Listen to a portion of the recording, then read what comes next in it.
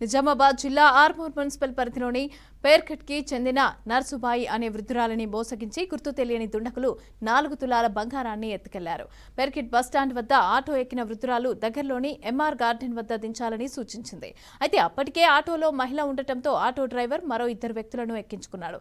తాను దిగాల్సిన function hall రావటంతో నర్సుబాబు auto ఆపాలని కోరింది. అయితే దీంతో ఆటో డ్రైవర్ అక్కడ టర్న్ తీసుకుని మిగతా వారిని దింపి తనను దింపివేస్తానని నమ్మబలికాడు.